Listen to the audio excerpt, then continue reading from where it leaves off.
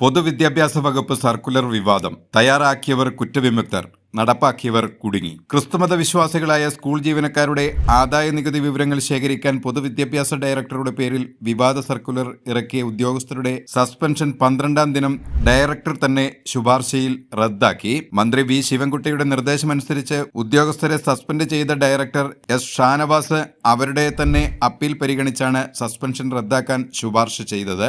സർക്കുലറുമായി ബന്ധപ്പെട്ട് മന്ത്രി പ്രഖ്യാപിച്ച വകുപ്പ് ജോയിന്റ് സെക്രട്ടറിയുടെ അന്വേഷണം പുരോഗമിക്കുന്നതിനിടെയാണ് ഡയറക്ടർ സമാന്തര അന്വേഷണം നടത്തി ഉദ്യോഗസ്ഥരെ രക്ഷിച്ചെടുത്തത്. ഡയറക്ടറേറ്റിലെ administrative assistant P K Manoj, junior superintendent Apsara Ashok, Surya എന്നിവരുടെ സസ്പെൻഷൻ റദ്ദാക്കി പുനർനിയമനം നൽകാൻ കഴിഞ്ഞ ദിവസം ഡെപ്യൂട്ടി സെക്രട്ടറി ഉത്തരവിറക്കിയിരുന്നു. അതേസമയം വിവാദ സർക്കുലർ അനുസരിച്ച് നടപടി സ്വീകരിച്ചതിന് ഇവർക്കൊപ്പം സസ്പെൻഡ് ചെയ്ത മലപ്പുറം ഡിഡിയുടെ അധിക ചുമതല വഹിക്കുന്ന ഡിഇഒ കെ ഗീതാകുമാരി, അരീക്കോട് ഉപജില്ലാ വിദ്യാഭ്യാസ ഓഫീസറുടെ അധിക ചുമതല വഹിച്ചിരുന്ന senior superintendent M K Shahina എന്നിവർക്കെതിരായ നടപടി റദ്ദാക്കിയിട്ടുമില്ല.